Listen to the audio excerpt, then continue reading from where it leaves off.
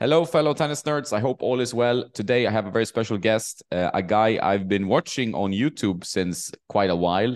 He's the OG of tennis racket reviews, I would say, with his team, and has been at Tennis Warehouse a long time, a legend in the game. Chris Edwards, welcome to the Tennis Nerd Podcast. Thanks for having me, mate. It's good to be here. We chatted quite a bit during the event for the new Gravity in Kennelbach. But you're quite a busy guy, and you've been to the BNP Paribas, the Indian Wells. How was that this year compared to previous years? It was crazy this year. It was super busy, amazing turnout. The middle Saturday was just packed. I've never seen that many people at that event. Everyone was just, loving being back at the BNP, I think, and really enjoying the tennis. There's some great tennis there this year. And we had the Tennis Warehouse tent with all the top brands in there for rackets, shoes, strings, bags, accessories, stuff like that. And it was rocking every day. So our staff were working hard there, but having a good time too. So yeah, it was good. Yeah, one year I want to come out there because it looks like paradise for tennis lovers. Like all the players, all the brands, and also you have these endless courts in the beautiful setting. It seems fantastic, pretty much, right? It was amazing. This year too, we've had a ton of rain here in California, and that snow on the mountains between us and Indian Wells. And so the backdrop this year was amazing, just snow-capped mountains. And then you have the heat of the desert that you're in, enjoying sort of 70, 80 degrees sunshine with this snow in the background. So it was really beautiful. And then one of the things I think that really makes that tournament, my cats are attacking each other. One of the things that makes that tournament special is the practice court situation there. You get to be right up against the practice courts, and all the guys are out there playing sets mostly.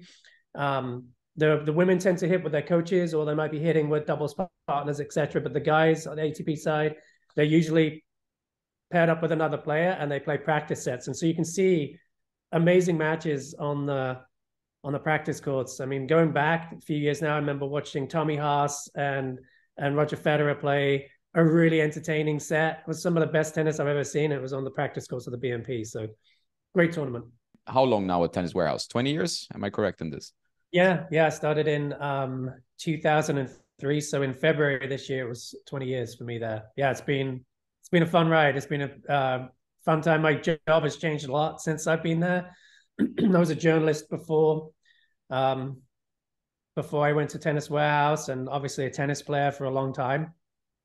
And so T-Dub really tied those two things together. It was all written content when I first went to T-Dub. So, written reviews, a lot of product descriptions, moderating the message board, always a fun job, and things like that. So now obviously we do a lot of video work too. So yeah, things have changed a bit, but it's been a really fun thing to be a part of, fun part of the growth of Tennis Warehouse. And I've really enjoyed it. 20 years has just flown by. Every time a new racket comes in or a new string, everyone's dying to hit it everyone wants to be the first one in the building to hit it. And there's just a passion. We all sit in one big office space and we're constantly talking product gear every single day. It's almost telepathic the way we communicate these days because we've all been doing it together for so long. So it's really fun. I love being part of that team. It's my second family. I've got a big family here at the house, and then my T-Dub family is definitely my second family, and we share that tennis passion together. So it's awesome. And do you manage to hit? Is it like every day you're hitting, or how often do you play? I would love to hit every day. I'm turning 50 tomorrow, actually. So these days I hit. Congrats! Big congrats. I hit probably 3 or 4 times a week, and then try and give my body a rest. Thursdays is my yoga day, so I always do yoga on Thursdays. I need, the older you get, the flexibility becomes more of an issue. So stretch as much as I can. And then on Thursdays is a day off from tennis. Every Thursday I do my yoga and just try and stay healthy. But I find if I'm playing Monday through Friday, then the old injuries start to niggle again. So I'm kind of in the maintaining phase, I guess, of life. Not ready to go down. I know the feeling. But maintaining, yeah.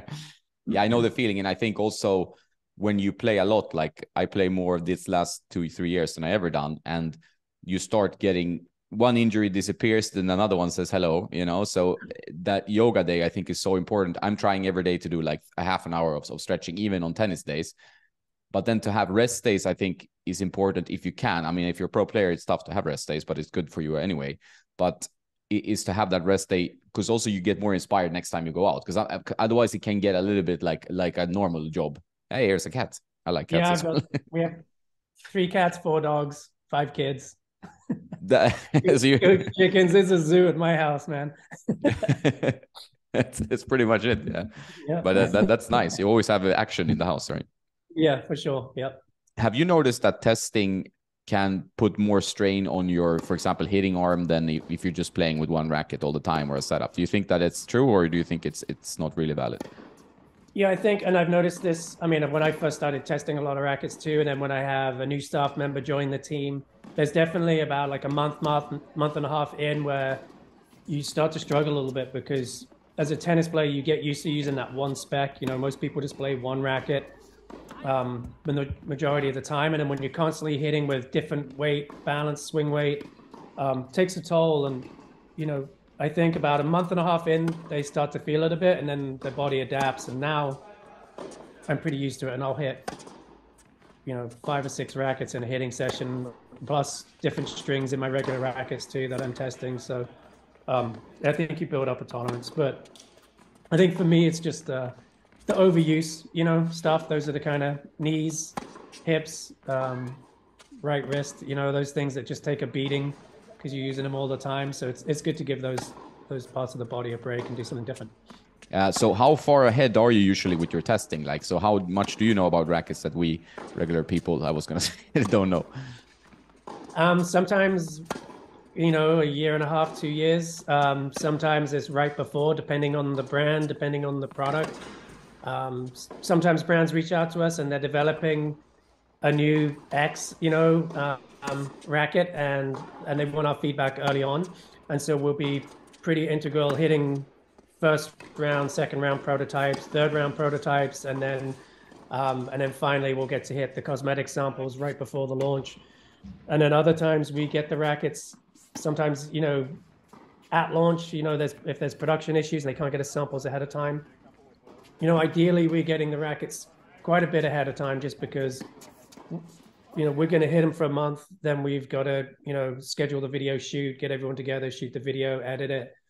So we want to be at least 6 to 8 weeks out before launch with the play testing as a minimum, just so that we're ready to rock and roll when the rackets do come to market. But yeah, it really varies from brand to brand, to launch to launch. Some brand, you know, the same brand, we might test really early on something, and then the next phase of rackets or the next line of rackets that's coming out, we might just hit right before they come out. So yeah, it's all over the place.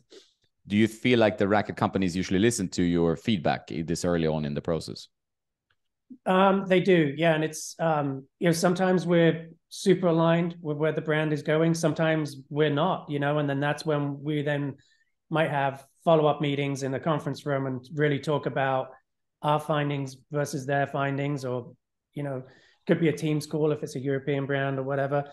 Sometimes it's like we're so aligned and we're like, okay, everyone's cool and we're good to go. And other times we might not agree, and then we give our opinion and happy to do it. And how they, you know, take that information and what they want to do with it is really up to them. Sometimes you'll see that in the final version of the racket, and sometimes you know that they've gone with the direction that they wanted to go with. So yeah, always fun to be a part of it though.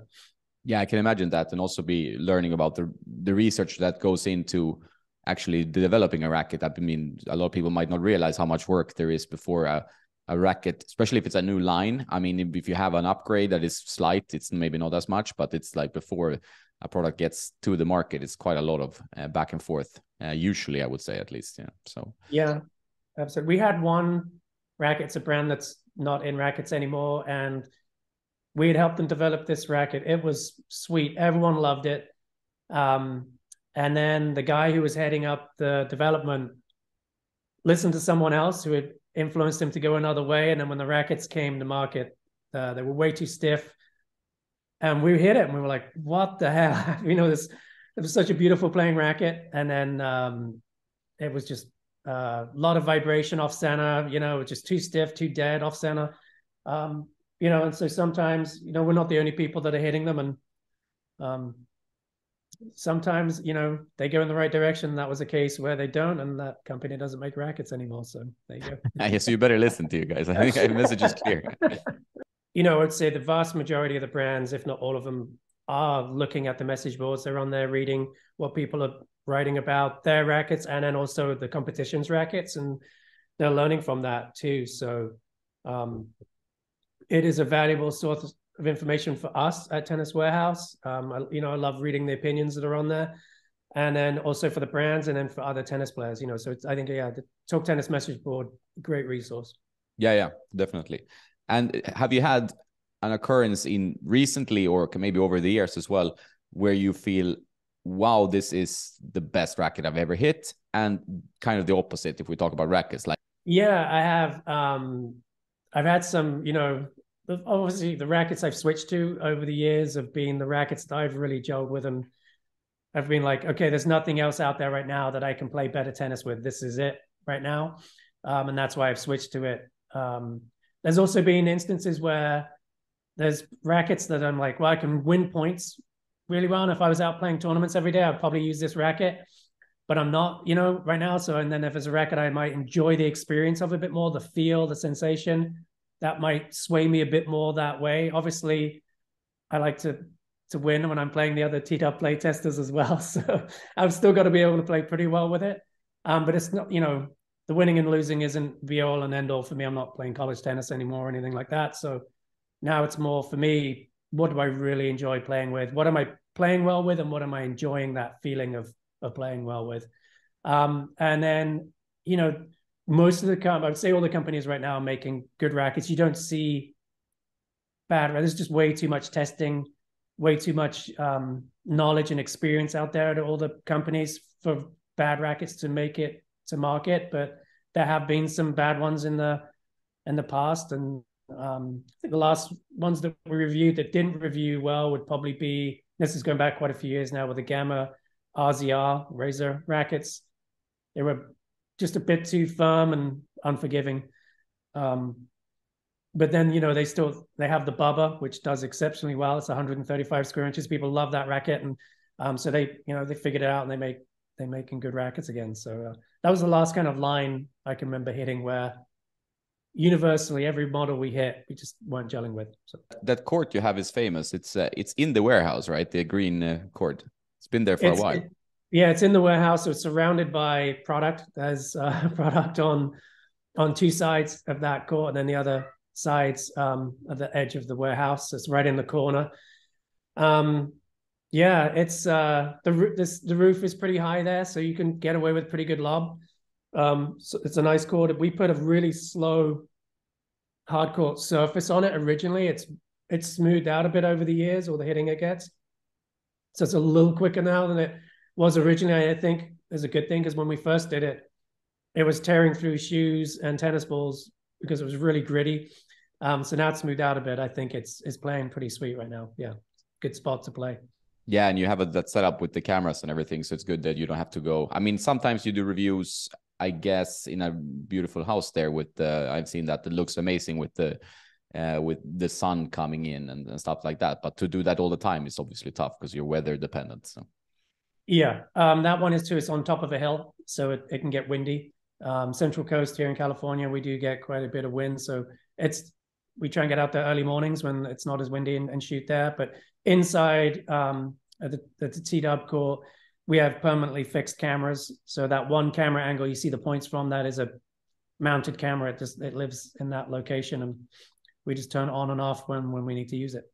Yeah, I was really impressed by your whole team when I met them in Kennelbach, because you have such a good team with the setup, and you kind of creative on taking some different angles and shots. And having worked with production outside tennis, I think it's fun when you have like a really dedicated team that really likes to find different ways of approaching a review or something, because I mean it's usually the same type of product, so you need to find engaging ways to tell the story, or at least showcase the product. So the team we work with, so the behind the camera people too we've been working with them for many years as well. And so we've kind of figured out over all the years of shooting reviews which angles we want to get, you know, and then the camera guys are always willing to try something new. And then if it works, it goes in the review. If it doesn't, you know, we know, okay, don't try that again, kind of thing. And we use everything from like a gimbal with a cameraman running around following players to, you know,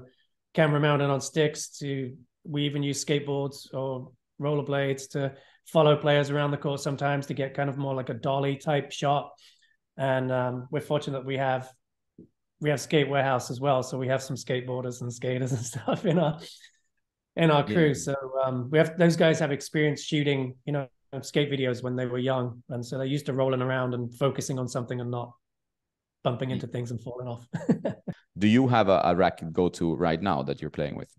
I do. So last year and a half, I've been playing the Speed Pro. And that was a racket I hit a long time before it came out. And so I was fortunate enough to get a sample of that racket when it's just a blacked out racket and hit it. And I just fell in love with it and couldn't wait for it to come out. So then I could like, hey, this is, you know, because that was really the racket I'd been using for quite a while before it did come out. But yeah, I love the feel and playability of that one. Speed Pro 1820. It's really plush response too. So you get that kind of like the 1820 string bed is a firmer responding string bed, but then the frame is so smooth and soft. And I like that juxtaposition of, you know, like the firmer controlled string bed with the really plush response of the frame. And then with the Speed Pro too, I find like easy racket to use. I can whip it around, get angles with it. Gives me pace when I'm having to defend. Nice feeling racket, easy racket to use. And then I'm stringing it with whatever string I'm testing, honestly. Strings I like Yonex Polytour Drive, Lynx Tour, like that string. I really like their New Hawk Power too. I've been hitting that one a bit. Big Banger Original Rough, favorite string of mine. Vocal Cyclone, Solinco Hyper G. Ton of different polys. I'm a poly guy, so most of the time I'm pretty happy with where the poly I'm using. Yeah, it sounds like strings. I like pretty much all of them there actually. And have you noticed that the string, how much of a difference the string makes when you're testing strings that perhaps you're not so familiar with, or you're not as in love with as your standard fare? Do you feel that makes a big difference to how the racket performs? 100%. I mean, we sometimes have debates in the office of like, would you rather have the racket you really like or the string that you really like and a racket that you don't like as much, you know? And I think quite often people are like, well, I can make the racket work, but the string is really key. And so if you got a string you don't like and a racket you do like, you're just not going to enjoy the racket. But if you've got a string that you really do like, usually you can find a tension that's going to make it work in almost any racket you pick up. So yeah, string, it's part of the racket that touches the ball. So yeah, it's really, really important.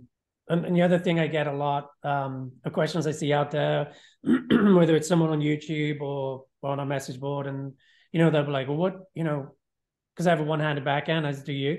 And people will quite often, you know, what's a great one-handed backhand racket? And I want to say, well, is that your strongest shot? You know, because I always recommend a racket to suit someone's strengths. Because if you're looking to close out a match or it's a big point, you are going to look to hit your strength as many times as possible. And if that's your forehand, you're going to run around the backhand anyway and hit the forehand. So get the racket that suits your forehand, you know?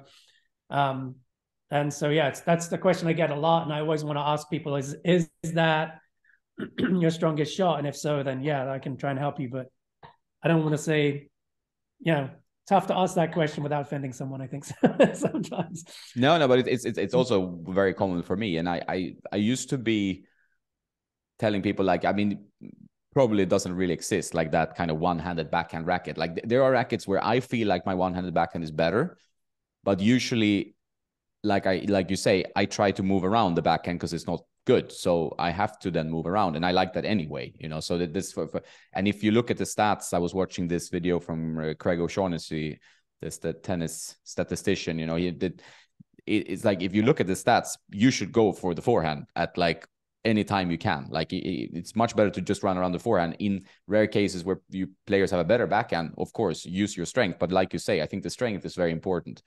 Because if let's say you have, I was discussing this with like Riley Opelka, for example, his serve is 80% of his game, and he picks up a racket that is going to make his serve weaker, but his backhand a little bit better. That makes no sense. He needs the 1% extra on the serve, so he makes sure he always holds serve. He doesn't want, if he shanks a few backhands extra with a different racket, that I think that is fine, but he needs to hold the serve. So yeah, you have to work with your strength. I think you're 100% right. Yeah, you know, tennis is such a confidence game, you know, and you got to look to help out your strengths as much as you can, improve your confidence as much as you can, and that's how you're going to be the most successful tennis player you can be. You know, getting back to the whole, you know, racket for a one-handed back. I've always been a huge fan of mids on the one-handed backhand.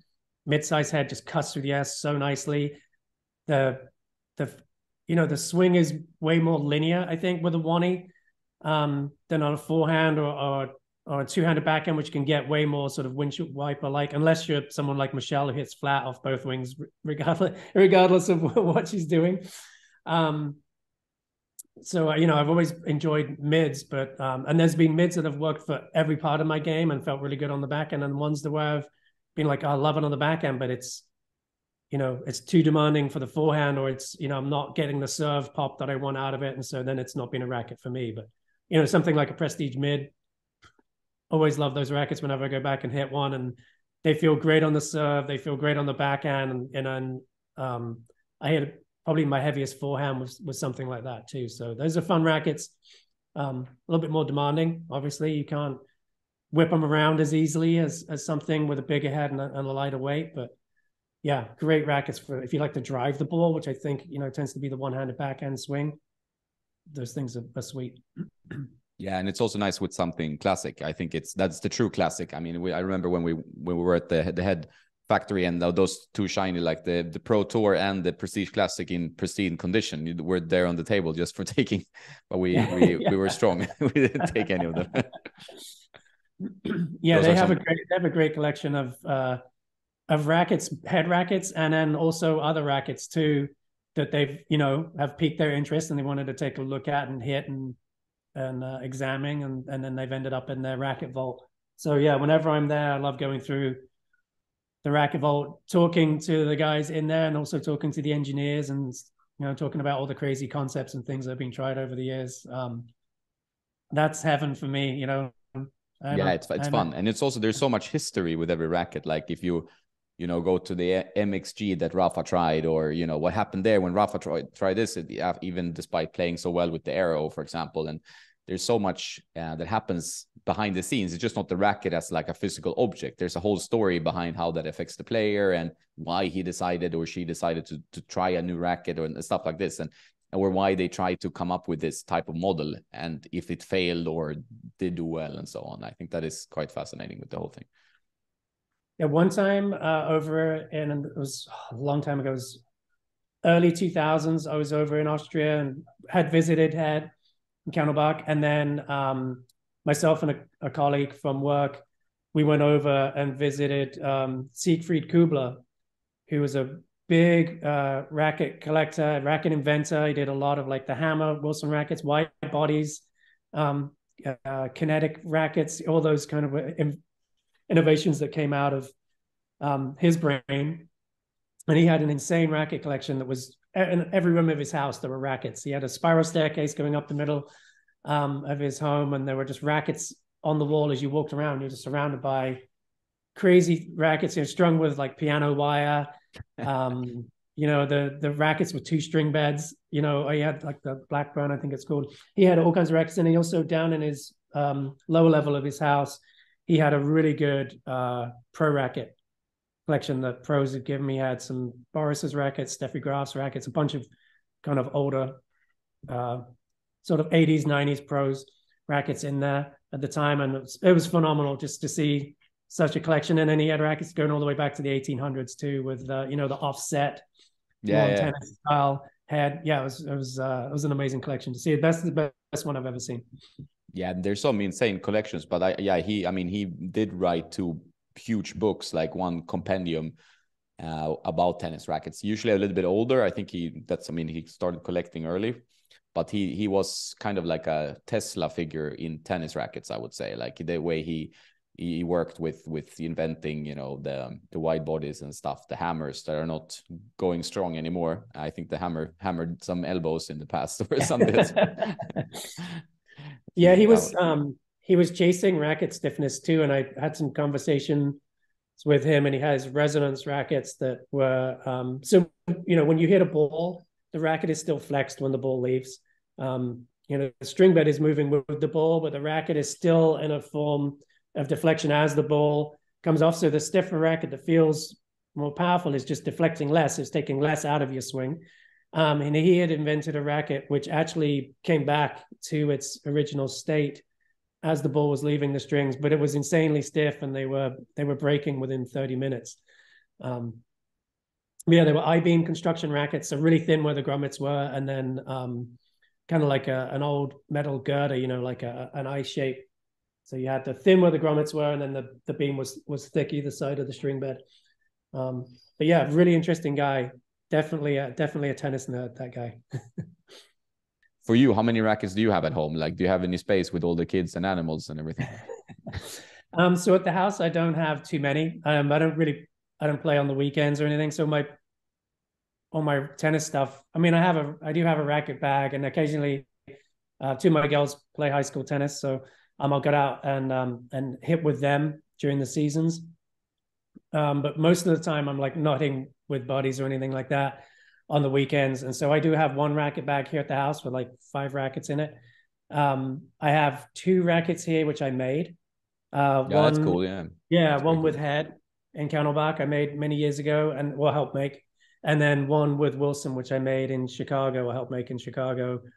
It was I was in there with Kina Shikori was in there, and we both got to roll the graphite and put it in the shaper, and then put it in the mold, and then the engineers did the rest.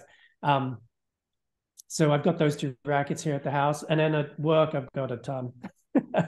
I got a bunch in my cubby, which we each have like a little locker area where we keep rackets, and then I've got all the rackets that I use on the daily for testing strings. So I've got a bunch of Speed Pros. I've got a couple of rackets that haven't come out yet that I'm currently using for string testing, and then I've got still got some TF40s. I love that racket, the original TF40 with the 1820. I still use those for string testing. So I've got a bunch of those. I've got a couple of I've got one Puma and a couple of the Boris Becker Astusa Power Beam Pros.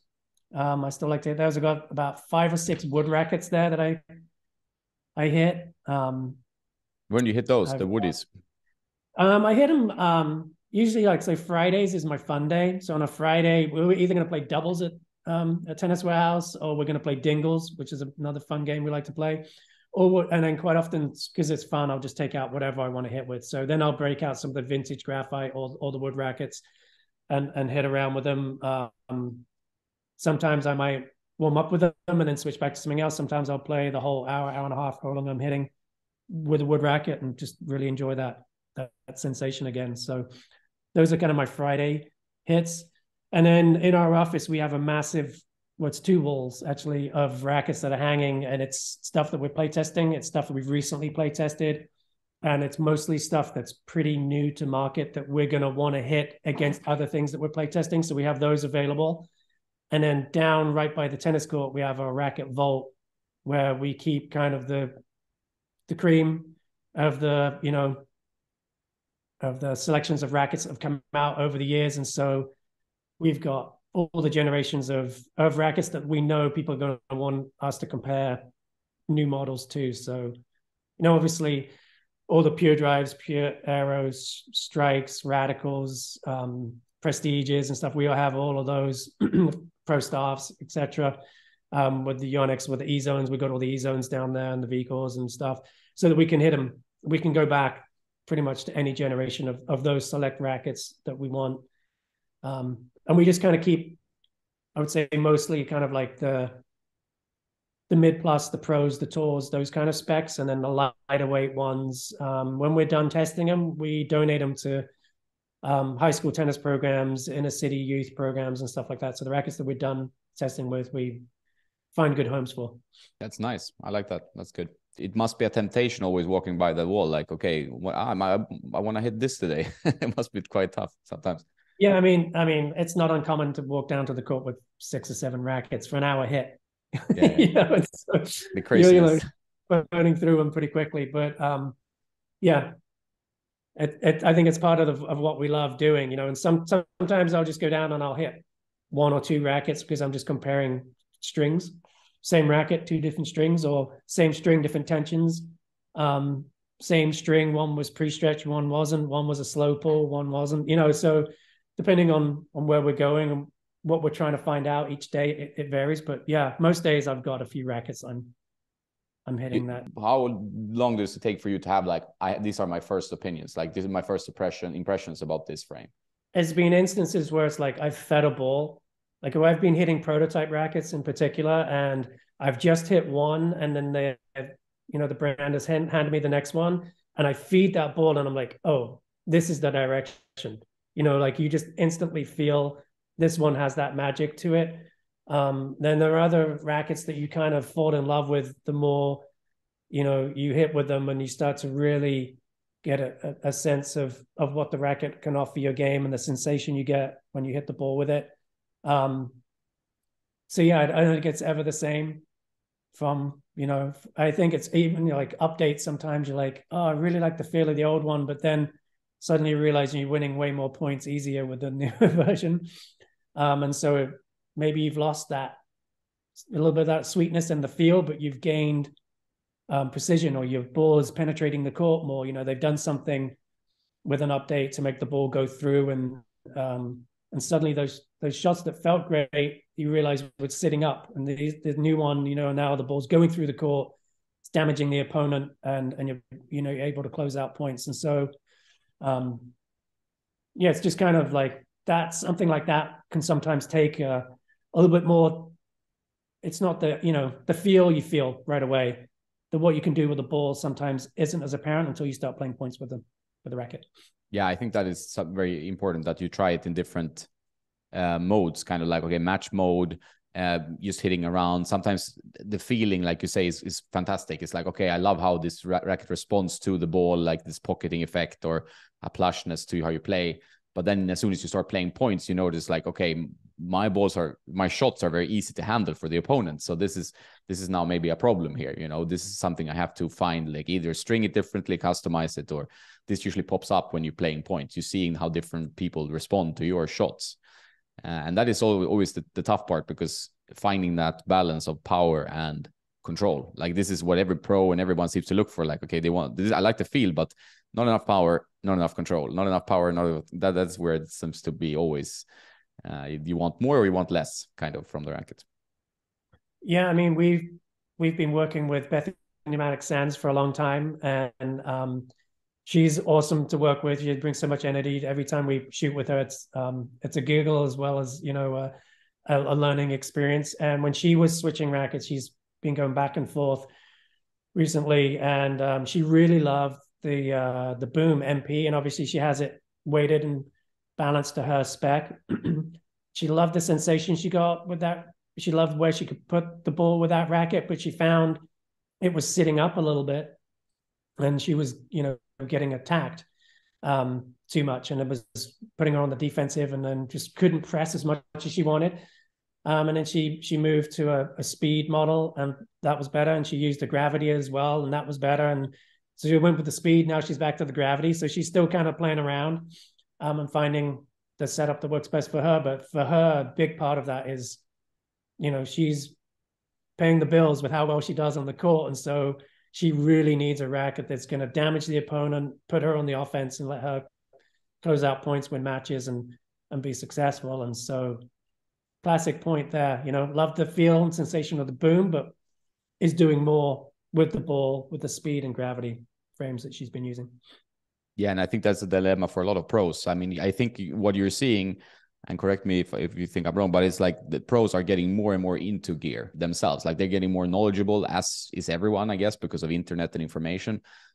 But I'm getting a lot of questions from pros on different levels of the tour. Like, okay, is this for me? I've been, they start getting second thoughts. I mean, then you have the more chronic switchers, maybe like Dimitrov now. He's back to a blacked out frame from his pro staff. Verdasco over the years has been asking for a lot of rackets from head. I know that. And so on. So I think everybody's getting more and more like, how can I squeeze out 10% more out of my gear or get more confidence? Yeah, it's a tough time to be a pro. I mean, the level is insane. The way people are covering the court is insane. And I think you need absolutely every advantage you can get, and if you've got a racket or a string setup or a combination that's just going to give you that little bit more, you got to chase that and keep looking for it. So yeah, it's interesting. I think Medvedev, Daniil Medvedev just switched strings right at the beginning of the year or like late last year. And he's using the new Razor Soft string, which is just coming out to market from Technofiber. And I was talking to the Technofiber team.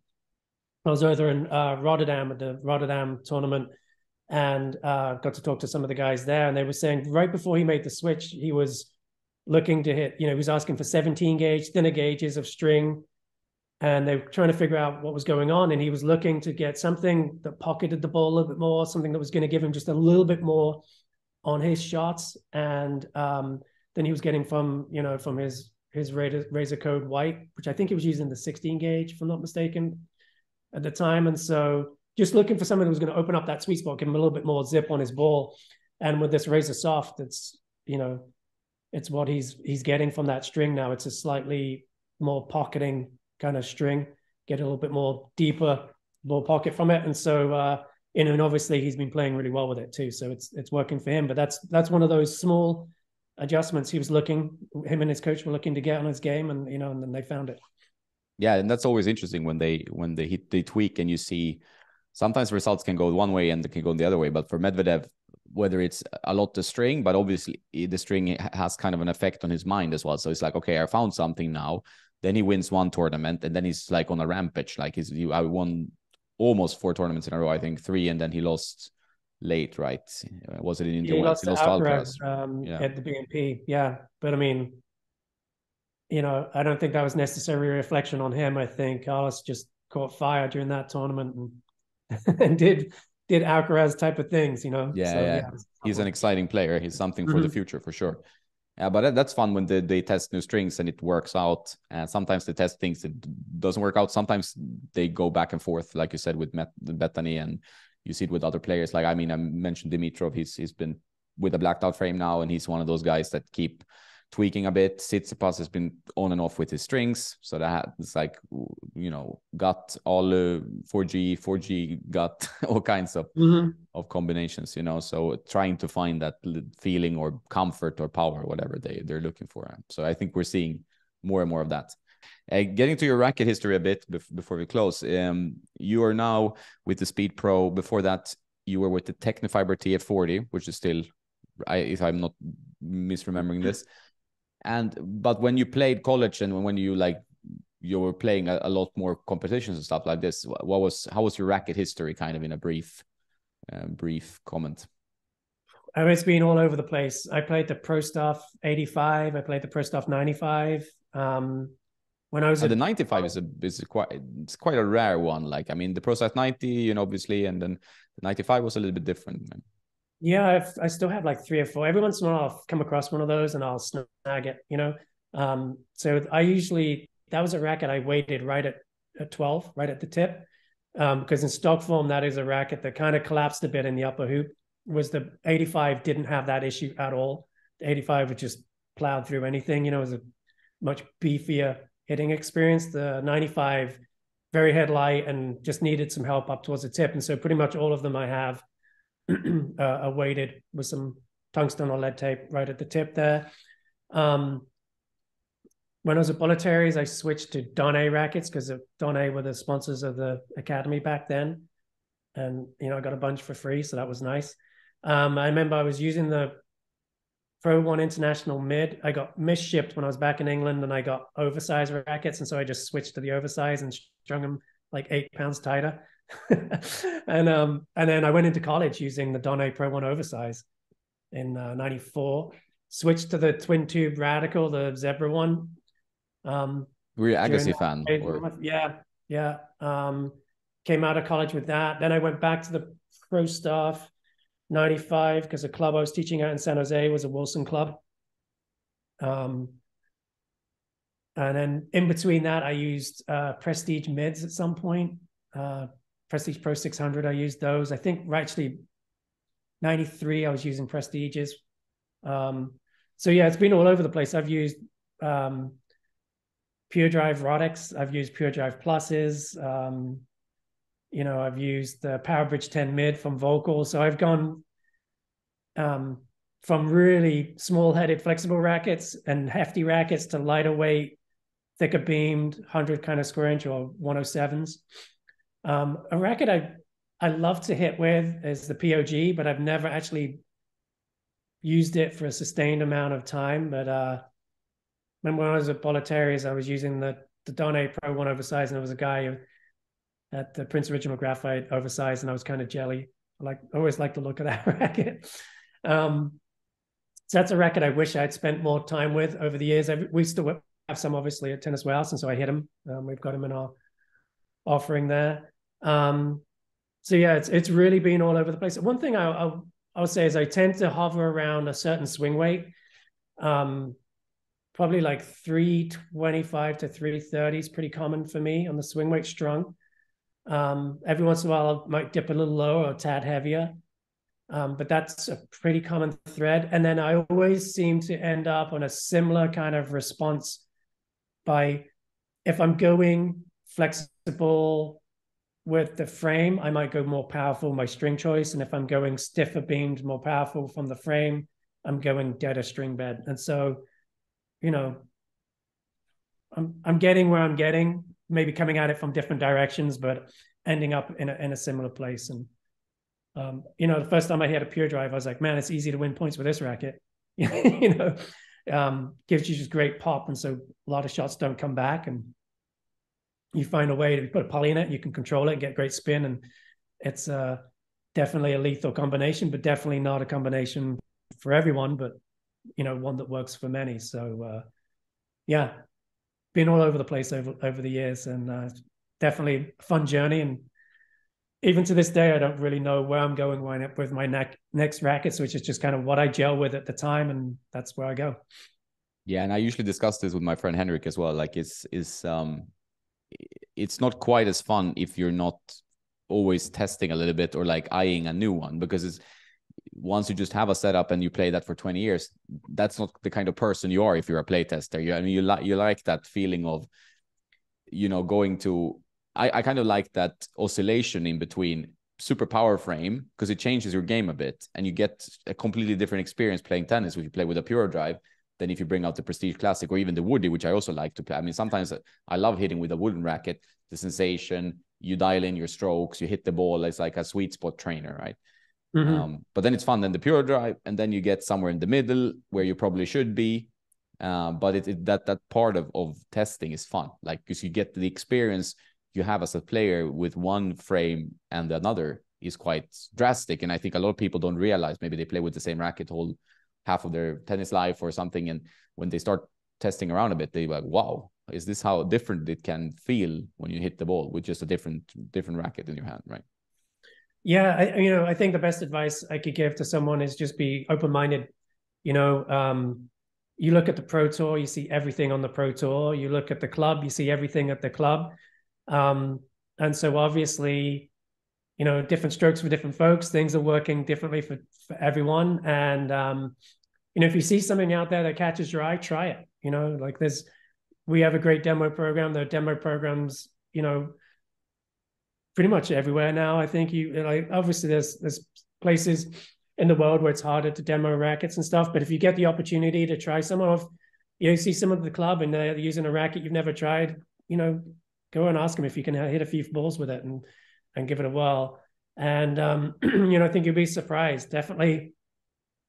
I was definitely a player's racket guy for a long time. And then, rackets like the Pure Drive kind of opened my eyes to other options. Even when I was using sort of bigger head sizes, they were 12-ounce rackets that were pretty flexible.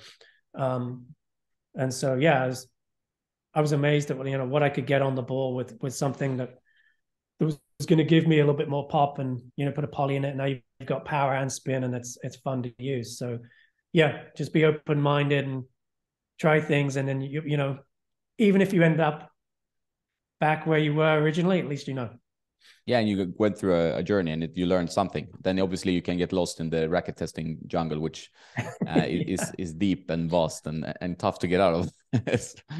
it's a you can definitely go down the rabbit hole. Yeah, no doubt about it. Yeah. No, that's some good advice there. And also, I have the same thing with the swing weight. Like that's generally what I'm comfortable. 325 to 330 strong. That's just my swing weight. And if I go too high above that, it gets tough. Like sometimes I try pro player frames that, they lend me or whatever. And then I'm like, oh, this plays amazing for 30 minutes. And then you're like, okay, now I'm getting a bit late on the ball, or it starts feeling heavy. And then you go lighter, you have this whippiness, and you're like, why don't I play with the light racket until you play with a big hitter? And then you're like, okay, this is why I don't play with the light rackets. So you always kind of end up in the similar place, but then you have obviously different options, more power, less power, and so on, right? Yeah, I mean, I've noticed when I've gone up in swing weight too, it's easier for me to do with a smaller headed racket. Once it goes 97 and above, I need to come back down to my comfort level in swing weight. I mean, yeah, just otherwise, like with the heavier mids, I feel like I can still whip them through a little easier. And so that's going to be like serve, forehand as well, but serve and backhand is where I'm going to start to feel the drag of that heavier racket with a bigger head size. Whereas if I 95 and lower, for sure, it's going to come through a little easier. And so I feel like I can cheat upwards a little bit and get a little bit more swing weight out of a racket.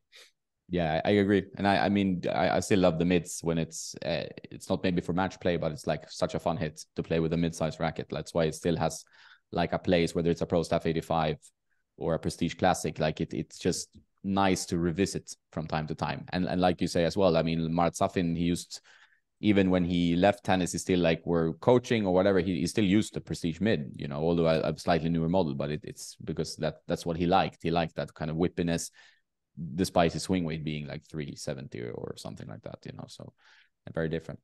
Yeah, I'm gonna actually let you go now because you've been I don't want to pester you too much of your time. You're a busy man, and you're turning 50 tomorrow, so that's a huge day. Yeah. What are your plans? You don't know, you're gonna get a huge surprise here.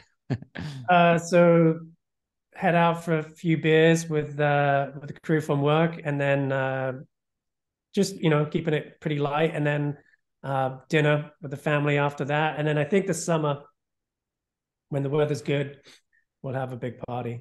But yeah, keeping it pretty chill for tomorrow.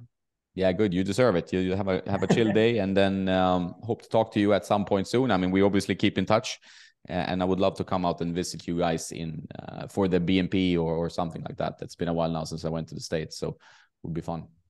That'd be awesome. Yeah, I'd love to have you out here. All right, Chris. Thanks a lot, and have a great birthday tomorrow. Cheers. Thanks, mate.